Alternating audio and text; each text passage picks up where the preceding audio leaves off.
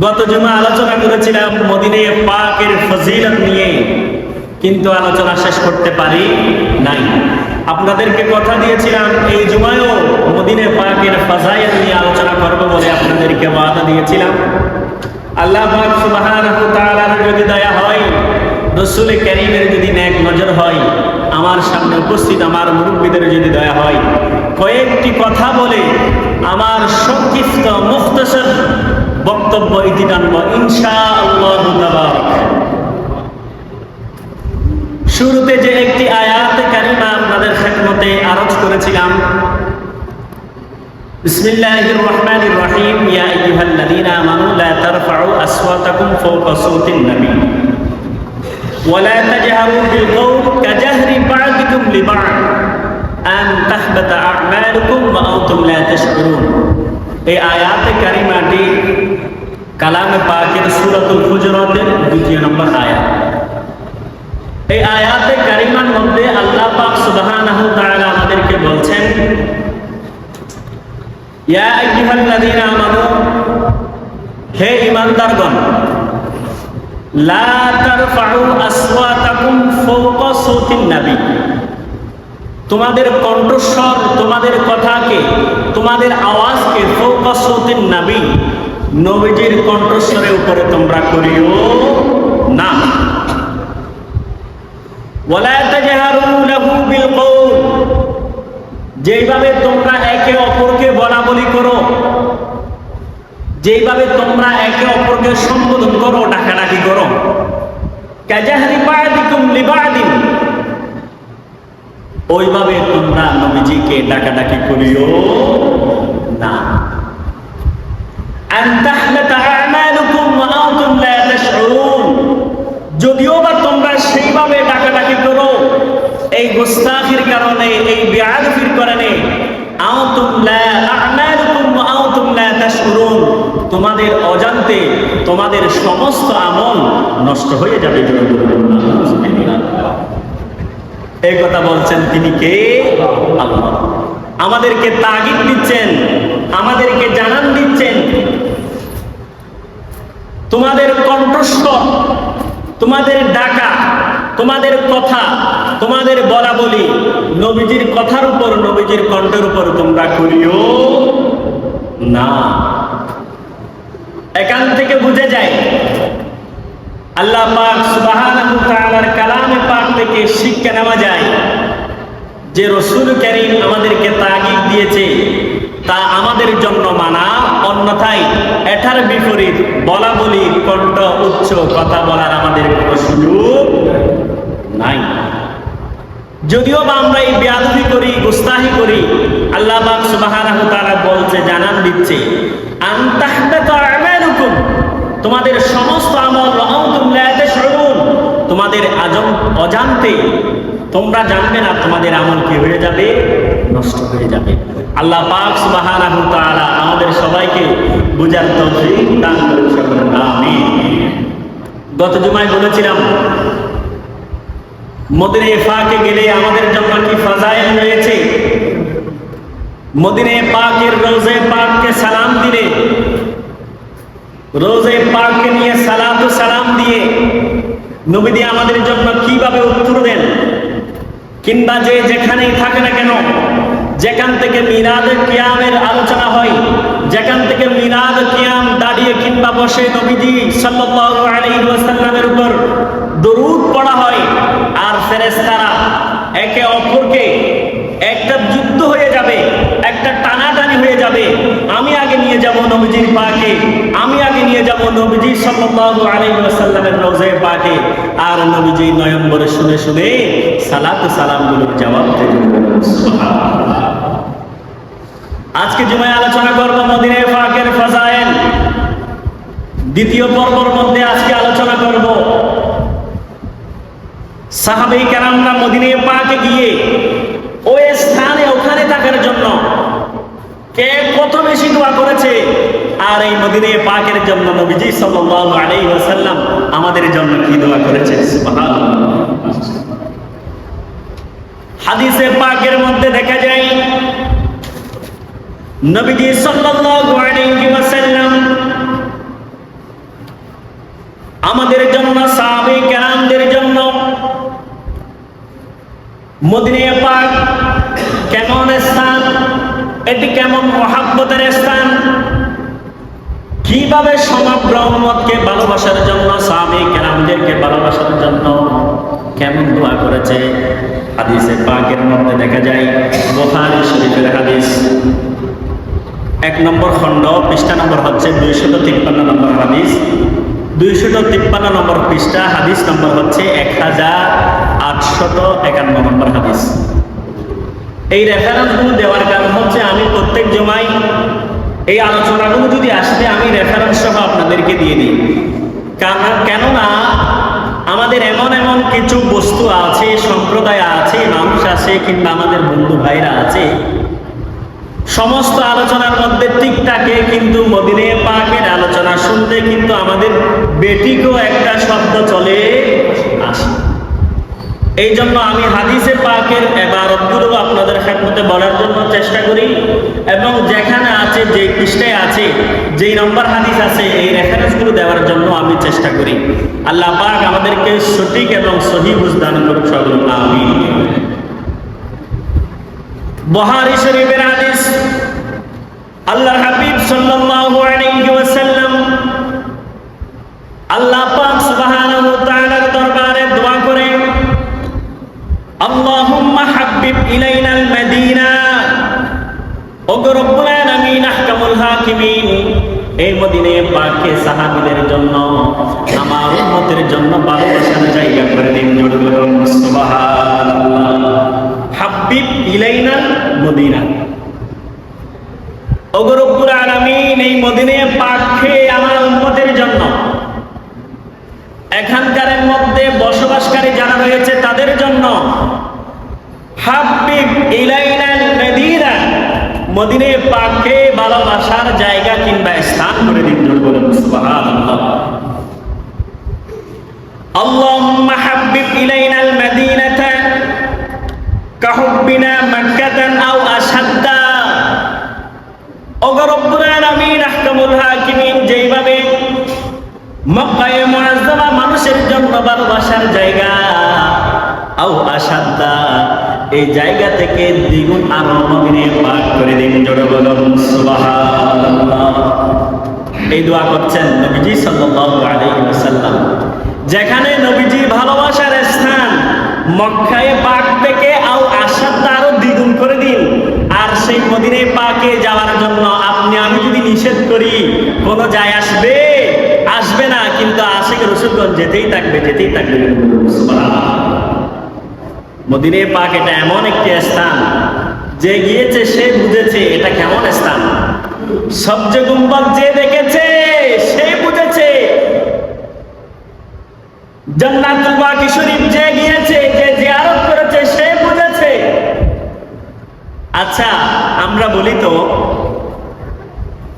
এই পৃথিবীর মধ্যে শুধুমাত্র একটি জান্নাতের টুকরা রয়েছে, সেটা কোথায়? মদিনায়। গত জুমায় তো বলেছিলেন। মদিনা পাকের মধ্যে জান্নাতের একটি নিশানা আছে, জান্নাতের একটি টুকরা আছে। ওই টুকরাটার নাম হচ্ছে রিয়াজুল জান্নাত। আর হাজিরা সেখানে দাঁড়িয়ে দাঁড়িয়ে নবীজি সাল্লাল্লাহু আলাইহি ওয়াসাল্লামের রওজে পাক দেখে নয়ন ভরে সালাত ও সালাম দিয়ে জুড়ে বলুন সুবহানাল্লাহ। আর নবীজি বলছেন, এই স্থানের মধ্যে যারা আসবে, এই মদিনা পাকের মধ্যে যারা আসবে, তাদের জন্য কিয়ামতের ময়দানে আমি রাসূলের, আমি নবীজির সুপারিশ করার জন্য ওয়াজিব হয়ে যাবে। জুড়ে বলুন সুবহানাল্লাহ। আর যারা যাওয়ার জন্য বারণ করবে কিংবা যারা যাবে না, কিয়ামতের ময়দানে তো রাসূল কারীমের সুপারিশ ছাড়া আপনি একটা তো সামনে আগাইতেও পারবেন না। তো সুপারিশ থেকে তো আপনি বঞ্চিত হচ্ছেন।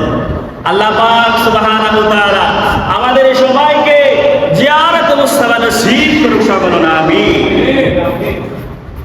নবীজি সাল্লাল্লাহু আলাইহি ওয়াসাল্লাম দোয়া করেন, মদিনা শরীফকে ভালোবাসার জায়গা দ্বিগুণ করে দিন। আরো দোয়া করেন, আল্লাহুম্মা বারিক লানা ফি সাইনা ওয়া মুদ্দিনা ওয়া সাহহিহা লানা ওগো রব্বুল আলামিন আহকামুল হাকিমিন, এই মদিনা শরীফকে সয়না সোয়া এবং মুদ্দিনা মুদাদারা, এই মদিনা শরীফকে বসালাদির জায়গাকে আরো বরকত করে দিন, জোরে বলুন সুবহানাল্লাহ। এরপরে নবীজি সাল্লাল্লাহু আলাইহি ওয়াসাল্লাম আরো বলছেন, ওয়ানকুরহুমাহা ইলাল জুহফা, এই মদিনা পাকের মধ্যে যেই জ্বরগুলো আছে, যেই অস্বস্তিটা আছে, মদিনা পাকের মধ্যে যেই অস্বস্তিকর আবহাওয়াটা আছে, ইলাল জুহফা, জুহফা নামক স্থানের মধ্যে পৌঁছে দিন, জোরে বলুন সুবহানাল্লাহ। অস্বস্তিকর আবহাওয়া, অসুস্থ, জ্বর, ওই সমস্ত একটা আবহাওয়া আছে না, আমাদের হয় জ্বর হয়। মদিনা পাকের হিজরতের পরে ওই রকম একটা আবহাওয়া ছিল। তো নবীজি আল্লাহর কাছে দোয়া করেছে, এখানে অস্বস্তিকর যে আবহাওয়াটি আছে এটা জুহফা নামক স্থানের মধ্যে পৌঁছে দিন। তো এই থেকে সেই পর্যন্ত মদিনা পাকের রোজে পাকে যারা যাবে তারা নবীজি সাল্লাল্লাহু আলাইহি ওয়াসাল্লামের নিরাপদ থাকবে। সুবহানাল্লাহ। এই হাদিসে পাকের মধ্যে নবীজি আমাদের জন্য দোয়া করেছে, মদিনা পাকের জন্য দোয়া করেছে, কিংবা মদিনা পাকের বরকতের জন্য দোয়া করেছে। আল্লাহ পাক সুবহানাহু ওয়া তাআলা আরেকটি হাদিসে কুরসির মধ্যে দেখা যায়, বলে যে মক্কা এবং মদিনার মধ্যে যারা থাকবে, যারা সেখানের মধ্যে অবস্থান করবে, তাদের জিম্মাদার আমি আল্লাহ হয়ে যাই, সুবহানাল্লাহ। তাহলে দেখেন মদিনা পাকে যাওয়ার দরকার আছে কি নাই? আছে। এই জন্য সেনা ফারুক আযম রাদিয়াল্লাহু তাআলা আনহু আল্লাহর কাছে সব সময় সর্বদা দোয়া করতেন। ওগো রব্বুল আলামিন আহকামুল হাকিমিন, হযরত ওমর রাদিয়াল্লাহু তাআলা আনহু বলে, আল্লাহুম্মা রযুকনি শাহাদাতান ফি সাবিলিল্লাহ, রব্বুল আলামিন আমার শাহাদাত যেন আপনার রাস্তায় হয়, কিন্তু আমার মওত যেন ওয়াজআল মাউতি ফি বালাদি রাসূলিকা, আমার মওতটা যেন রাসূলের পাকের শহর মদিনায় মধুবরাতে হয়, সুবহানাল্লাহ। যেখানে ফারুক আযম দোয়া করেছে, যিনি অর্ধ পৃথিবী শাসন করেছে, যিনি অর্ধ পৃথিবীর শাসক ছিলেন, আর তিনি আল্লাহর কাছে দোয়া করছে, আল্লাহ আমার শাহাদাত যেন আল্লাহর রাস্তায় হয়, আর আমার মওতটা যেন মদিনায় পাকে হয়, সুবহানাল্লাহ। কয়জনের এই বা আছে এই মওত? কতজনের আছে এই মওত পাওয়ার জন্য?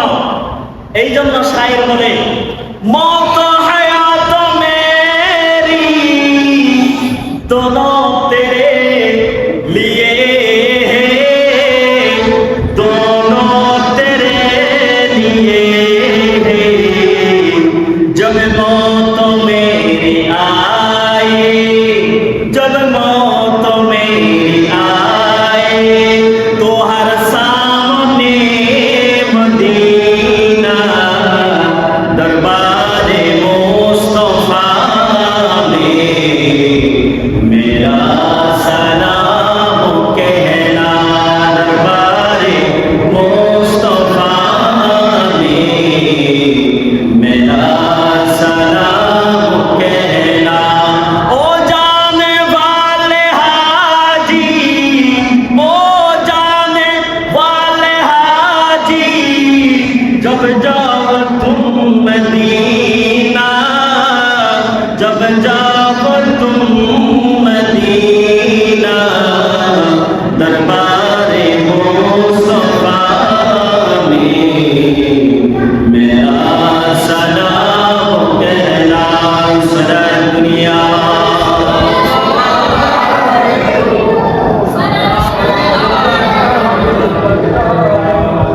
তাহলে মদিনা পাকে মৃত্যুবরণ করার জন্য, মদিনা পাকে যেন মৃত্যুটা হয়, যেন দোয়া করেছেন সাহাবী কেরামরা, দোয়া করেছেন হযরত ইমাম মালিক রাদিয়াল্লাহু তাআলা।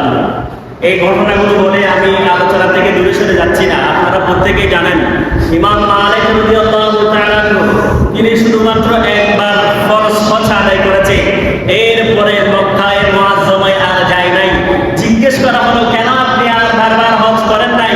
বলে যে আমি এখান থেকে 1 মিনিটের জন্য যদি সরে যাই, আমার মৃত্যুটা যদি এখান থেকে বাইরে কোনো জায়গায় হয়, আমি তো মদিনা পাক থেকে হয়তো মৃত্যুবরণ করার সময় দূরে হব, এই জন্য আমি মদিনা পাক থেকে দূরে যাই না।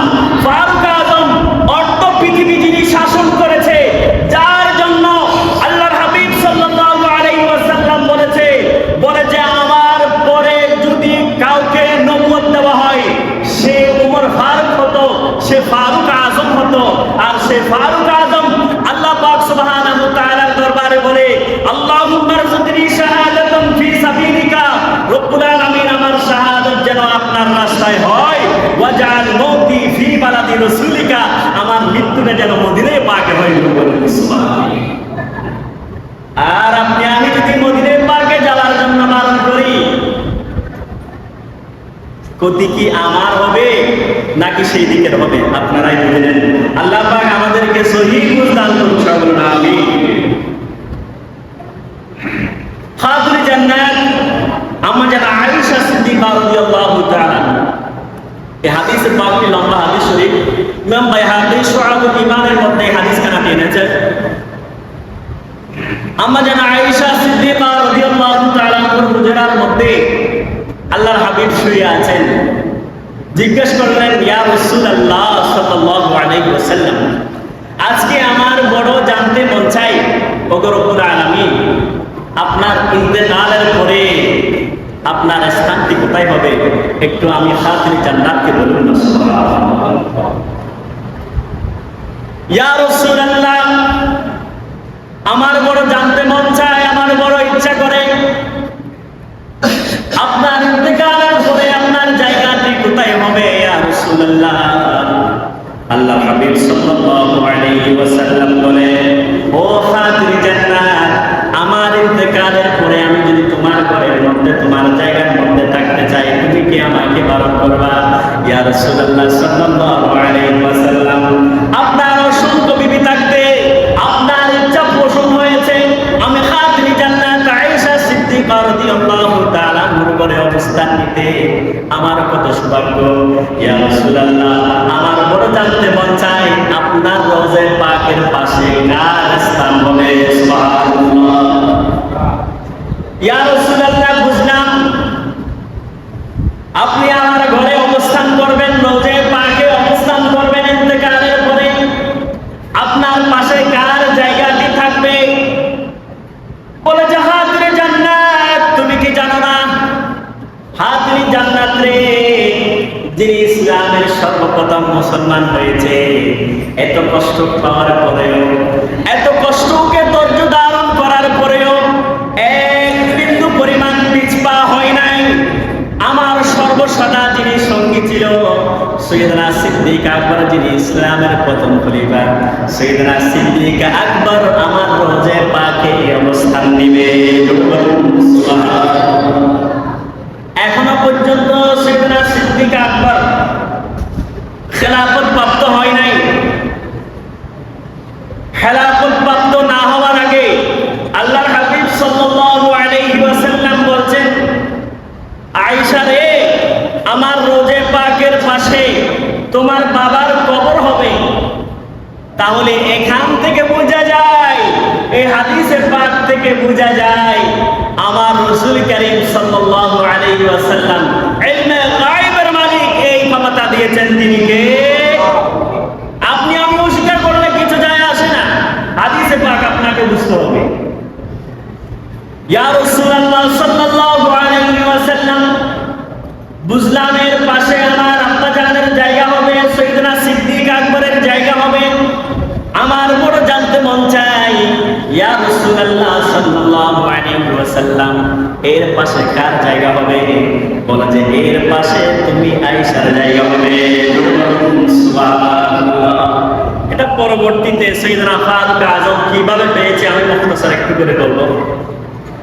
এর পাশে যে জায়গাটি রয়েছে, সৈয়দনা ঈসা আলাইহিস সালাম যিনি আসবেন, তার জায়গায় সেখানে হবে। যাই হোক, এটা একদিন আলোচনা হয়তো আপনাদেরকে বলেছিলাম, ফিলিস্তিনের একটা জুমা, ওই বিষয় নিয়ে একটা জুমা পড়াইছিলাম, এদিন একটু করে আপনাদেরকে হিন্স দিয়েছিলাম। যাই হোক, এর পাশে সাইয়েদনা সিদ্দিক আকবরের জায়গা হবে, পাশাপাশি জায়গা হবে খাতুনে জান্নাত আম্মা জান আয়েশা সিদ্দিকা রাদিয়াল্লাহু তাআলা আনহার জায়গা হবে। সাইয়েদনা সিদ্দিক আকবরের শাসনামলের পরে ফারুক আযম রাদিয়াল্লাহু তাআলা আনহুর শাসনকাল অবস্থায় যিনি অর্ধজাহানের বাদশা ছিলেন, যিনি অর্ধজাহান যিনি শাসন করেছে, যিনি অর্ধ পৃথিবী যিনি শাসন করেছে, একদিন অসুস্থ অবস্থায় সাইয়েদনা ফারুক আযম রাদিয়াল্লাহু তাআলা আনহুর সন্তান হযরত আব্দুল্লাহকে পাঠালেন, যাও খাতুনে জান্নাতের ঘরের মধ্যে যাও, আম্মা জান আয়েশা সিদ্দিকা রাদিয়াল্লাহু তাআলা আনহার ঘরের মধ্যে যাও, একটি অনুরোধ নিয়ে একটি হাতে নিয়ে তুমি যাও। গেলেন, জিজ্ঞেস করলেন, খাতুনে জান্নাত আম্মা জান আয়েশা সিদ্দিকা রাদিয়াল্লাহু তাআলা আনহা আপনার কলবে সালাম। বলে যে আমার আব্বা জান আপনার কাছে আমাকে পাঠিয়েছে। আব্বা জান একদিন নয়, 2 দিন নয়, 3 দিন ধরে অসুস্থ অবস্থায় ঘরের মধ্যে শুয়ে রয়েছে। বলে যে আপনার বাবার সঙ্গী হিসেবে যিনি ছিলেন তিনি সাইয়েদনা আপনার বাবা, তিনি সব সময় সঙ্গী ছিলেন, আল্লাহ রাসূলের সঙ্গী ছিলেন। তার কবরটি রওজাতুল রিয়াজিল জান্নার পাশে, আল্লাহ হাবিব সাল্লাল্লাহু আলাইহি ওয়াসাল্লামের রওজা পাকের পাশে রয়েছে। বলে যে সাইয়েদনা ফারুক আযমের বড় মন চাচ্ছে এই সঙ্গী হিসেবে রওজা পাকের পাশে থাকার জন্য। সুবহানাল্লাহ, এই কথা বলেছে, এই আরজিটা দিয়েছে। সাইয়েদনা ফারুক আযমের মন চাচ্ছে আল্লাহর হাবিব সাল্লাল্লাহু আলাইহি ওয়াসাল্লামের পাশে থাকার জন্য, কবরটা যেন সেখানে হয়, এটা মন চাচ্ছে। বড় আরজি, আপনার কদমে নিয়ে আসছি। হাজিরি জান্নাত আম্মা জান আয়েশা সিদ্দিকা রাদিয়াল্লাহু তাআলা আনহা বলছেন, বলা যে এই জায়গাটা রাসূল কারীম সাল্লাল্লাহু আলাইহি ওয়াসাল্লাম দুনিয়াতে থাকা অবস্থায় আমার জন্য নকশা করে দিয়েছে। এটা ফারুক আযমের জন্য যদি বেশি মন চাই, টাকার জন্য যদি বেশি ইচ্ছা হয়, আমি ফারুক আযমকে এটা হাদিয়া স্বরূপ দিয়ে দিলাম। দেখেন তাদের সহজতা, তাদের সমতটা কেমন ছিল। হায় হায়, এখান থেকে তো আমরা অনেক শিক্ষা নিতে পারি। এখান থেকে আমরা পাড়ায় পাড়ায়, সমাজে সমাজে, পারিবারিক অবস্থানে তো অনেক শিক্ষা এখান থেকে চলে আসে। আল্লাহ পাক আমাদেরকে শিক্ষাগুলো নেওয়ার তৌফিক দান করুন, আমিন। যাই হোক, মদিনা পাকের আলোচনা করেছিলাম। আল্লাহর হাবিব আমাদের জন্য কি জিয়ারত করেছে, কি দোয়া করেছে, আল্লাহর হাবিব এই উম্মতের জন্য কি দোয়া করেছে, আপনাদের খেদমতে আরজ করেছিলাম। নবীজি সাল্লাল্লাহু আলাইহি ওয়াসাল্লাম আরেকখানা হাদিসের মধ্যে বলে, وقال رسول الله صلى الله عليه وسلم من زارني كان في جوافي يوم القيامة। বলে যে যেই ব্যক্তি, যেই উম্মত সচ্ছাই, কিভাবে সচ্ছাই, মান জারনি কানা ফি জাওয়ারি ইয়াউমাল কিয়ামাহ, যে ব্যক্তি সচ্ছাই আমি রাসূল কারীম সাল্লাল্লাহু আলাইহি ওয়াসাল্লামের রওজায়ে পাক জিয়ারত করতে আসবে, কিয়ামতের ময়দানে আমি রাসূল তার পাশে থাকব। জোরে বলুন সুবহানাল্লাহ। জাওয়াফি ইয়াউমাল কিয়ামাহ, মান জারনি কানা ফি জাওয়াফি ইয়াউমাল কিয়ামাহ। বলে যে যেই ব্যক্তি সচ্ছাই আমি রাসূল কারীমের জিয়ারত করতে আসবে কিয়ামতের ময়দানে, আমি রাসূল তার পাশে থাকব। জোরে বলুন সুবহানাল্লাহ। আজ যেখানে কিয়ামতের ময়দানে মানুষ রক্তের উপর সাঁতার কাটবে, মানুষের শরীর থেকে এমন ঘাম বের হবে, সেই ঘামের উপর সাঁতার কাটবে, হাহাকার অবস্থা। ছেলে বাবাকে চিনবে না, মা মেয়েকে চিনবে না। দুনিয়ার ছেলের জন্য কাটিয়ে দিয়েছি, মেয়ের জন্য কাটিয়ে দিয়েছি, অনেক কিছু করেছি ছেলে সন্তানের জন্য। আর সেই ছেলে সন্তান নিজের হিসাব কোন দিকে দিবে, সেই অবস্থায় থাকবে, ইয়া নফসি ইয়া নফসি। আর সেই কঠিন মুহূর্তে আল্লাহর হাবিব বলে যে যারা স্বেচ্ছায় স্বইচ্ছায় আমি রাসূল কারীমের রওজায়ে পাক জিয়ারত করার জন্য আসবে কিয়ামতের ময়দানে, আমি রাসূল তাদের পাশে থাকবো। জোরে বলুন সুবহানাল্লাহ। কিয়ামতের ময়দানে রাসূল কারীমের পাশে থাকার দরকার আছে কি না? আছে। আল্লাহ পাক বুঝার তৌফিক দান করুন সকল আমিন। আল্লাহ হাবিব বলে মান জারনি কানা ফি জাওয়াফি ইয়াউমাল কিয়ামাহ, কিয়ামতের ময়দানে আমি রাসূল তাদের পাশে থাকবো যারা সচ্চাই আমি রাসূল কারীমের রওজা পাক জিয়ারত করেছে। আল্লাহ হাবিব আরো বলছে ওয়া মান সাকানাল মাদিনাতা ওয়া সাবারা আলা বালাইহা কুনতু লাহু শাহীদান ওয়া শাফীআন ইয়াউমাল কিয়ামাহ। বলে যে ওয়া মান সাকানাল মাদিনা, যারা মদিনায় বসবাস করেছে, থাকছে, অবস্থান করেছে। ওয়া মান সাকানাল মাদিনাতা, যারা মদিনায় অবস্থান করেছে, ওয়া সাবারা আলা বালাইহা, বিভিন্ন দুর্দশায় তারা সবর ধৈর্য ধারণ করেছে। কুনতু লাহু শাহীদান ওয়া শাফীআন ইয়াউমাল কিয়ামাহ, কিয়ামতের ময়দানে আমি রাসূল তাদের পক্ষ হয়ে সাক্ষী দিব। ওয়া শাফীআন ইয়াউমাল কিয়ামাহ, আমি রাসূল তাদের জন্য সুপারিশ এবং শাফাআত করব। সুবহানাল্লাহ। শাফাআতের মালিক যিনি বানিয়েছেন তিনি কে? কিয়ামতের ময়দানে হুয়াল আউয়ালু ওয়াল আখিরু। হাদিসে পাক বুঝেন, আগে জানবেন, আগে শুনবেন, তারপর আপনার যেটা মন চায় সেটা আপনি করবেন। ওয়াল আউয়াল ওয়াল আখিরু, সৃষ্টি যখন শুরু হয় নাই, সৃষ্টির প্রথম সৃষ্টি হচ্ছেন আমার রাসূল করিম সাল্লাল্লাহু আলাইহি ওয়াসাল্লাম। ওয়াল আখিরু, যিনি সৃষ্টির শেষ, তিনি হচ্ছেন আমার রাসূল করিম সাল্লাল্লাহু আলাইহি ওয়াসাল্লাম। ওয়া হুয়া আউয়ালু আশ-শিফা, কিয়ামতের ময়দানে সর্বপ্রথম যিনি শাফাআতকারী হবেন তিনি হচ্ছেন আমার রাসূল করিম। সুবহানাল্লাহ। আর শাফাআতের মালিক যিনি বানাবেন তিনি কে? আল্লাহ। আর এখানে হাদিসে পাকের মধ্যে বলছে ওয়া মান সাকানাল মদিনা, মদিনাতের মধ্যে যারা বসবাস করবে, ওয়া মান সাবারা আলা বালাইহা, দুর্দশায় বিভিন্ন বালা মুসিবতের মধ্যে ধৈর্য ধারণ করেছে, কুনতু লাহু শাহীদান ওয়া শাফীআন ইয়াউমাল কিয়ামাহ, অর্থাৎ কিয়ামতের ময়দানে আমি রাসূল তাদের পক্ষ হয়ে সাক্ষীও দিব এবং তাদের জন্য আমি রাসূল সুপারিশ করব। আল্লাহ পাক সুবহানাহু ওয়া তাআলা আমাদের সবাইকে জীবনে একবার হলেও মদিনা পাকে যাওয়ার তৌফিক দান করুন। সবাই বলুন আমিন। কারণ মদিনা পাকে গেলে শাফাও মিলে, সুপারিশও মিলে। আর মদিনা পাকে গেলে সেখান থেকে সালামের জবাবও মিলে। জোরে বলুন সুবহানাল্লাহ।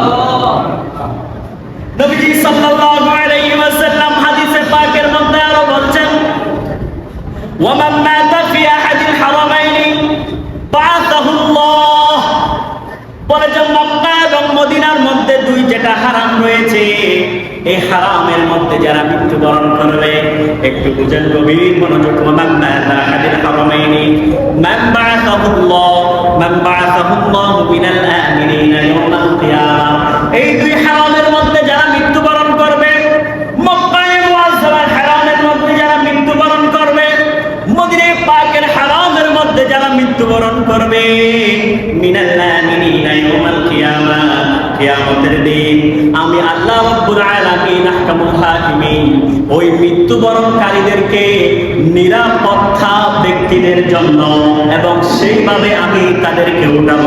বলুন সুবহানাল্লাহ। নিরাপদ প্রাপ্তকারী ব্যক্তি হয়ে তাদেরকে কবর থেকে আমি আল্লাহ উঠাবো দুই হারামের মধ্যে যারা কি করে মৃত্যুবরণ করে। এখন দুই হারামের কথা এসেছে, আমি যদি বলি মদিনা পাকের মধ্যে, আমি যদি বলি মক্কা পাকের মধ্যে যাব, আমরা হজ করব, ইল্লা মাশাআল্লাহ, আমরা তাওয়াফ করব, কান্নাকাটি করে আল্লাহর কাছে আমরা তওবা করব, আল্লাহর কাছে জিয়ারত করব, মাকামে মাহমুদকে সামনে নিয়ে আমরা নামাজ আদায় করব, মিনায় যাব, মুজদালিফায় যাব, রুকনে আমিরি থেকে শুরু করে আল্লাহর কাছে দোয়া করব, রব্বানা যালামনা আনফুসানা ওয়া ইল্লাম তাগফির লানা ওয়া তারহামনা লানাকুনান্না মিনাল খাসিরিন। আমরা আমাদের যদি সুযোগ হয়, আমরা যদি শক্তিশালী হই, আমরা যদি সবল হই, আল্লাহ যদি কবুল করে, আমরা জান্নাতি পাথর হাজরে আসওয়াদের মধ্যে চুমা দিব। এগুলা সব করার পরে আমি আপনি যদি বলি মদিনা পাকের মধ্যে যাওয়া যাবে না, এই হজের কোনো কারণ আছে? নাই।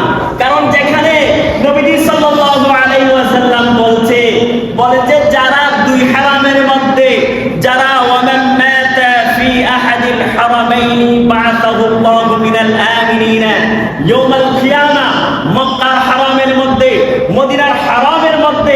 যারা মৃত্যুবরণ করবে নিরাপদ প্রাপ্ত ব্যক্তি হয়ে আল্লাহ পাক সুবহানাহু ওয়া তাআলা কিয়ামতের ময়দানে তাদেরকে উত্তোলন করবেন। বুঝতে হবে হাদিসে পাক আমাকে এই হাদিসে পাক কেবল রাওয়াহুল বুখারী এই হাদিসে পাক কেবল সহিহ হাদিস হাসানুন সহিহুন এটা সহিহ হাদিস। আমরা তো হাদিসে পাকের মধ্যে অনেক কিছু আবার বুঝি সহিহ হাদিস যাই হোক আল্লাহ পাক আমাদের সবাইকে সঠিক এবং সহিহ বুঝতে দান করুন সকলে আমিন। এখন আসুন যে মদিনা পাকের জিয়ারত আমরা তো প্রত্যেকেই যাই, মদিনা পাকের জিয়ারত করার জন্য আমরা প্রত্যেকেই আগ্রহ প্রকাশ করি, কিংবা আমরা প্রত্যেকেই যাই। আমরা জিয়ারতটা আমরা কিভাবে করব? গত জুমার মধ্যে একটি আয়াতে কারিমা আপনাদের খেদমতে তেলাওয়াত করেছিলাম। যখন আলোচনা সম্পূর্ণ শেষ করতে পারি নাই, আপনাদেরকে ওয়াদা দিয়েছিলাম আরেকটি জুমা মদিনা পাকের ফাজাইল নিয়ে আমি আলোচনা করব। তো যেখানে আল্লাহ বলছেন জাউকা ফাস্তাগফিরুল্লাহ ওয়াস্তাগফারা লাহুমুর রাসূল, এই আলোচনা কিন্তু বছরে একবার করব, যে আপনাদের ইল মনে রাখতে হবে। আগামী বছর যদি আসে এই আলোচনা আর পাবেন না, ভিন্ন আলোচনা করার জন্য আমি চেষ্টা করব। মনে রাখতে হবে ওয়ালাউ আন্নাহুম ইযলামু আনফুসাহুম জাউকা ফাস্তাগফিরুল্লাহ ওয়াস্তাগফারা লাহুমুর রাসূল লাওয়াজাদুল্লাহা তাওয়াবার রহিমা। আল্লাহ পাক সুবহানাহু ওয়া তাআলা বলে যে বান্দারা তোমরা যদি নিজেরাই নিজের প্রতি জুলুম করো, অত্যাচার করো, ব্যভিচার করো, জাউকা ফাস্তাগফিরুল্লাহ, যাও আমার রাসূল কারীমের দরবারে যাও, ফাস্তাগফিরুল্লাহ, সেখানে গিয়ে আল্লাহর কাছে কি করো? তওবা করো।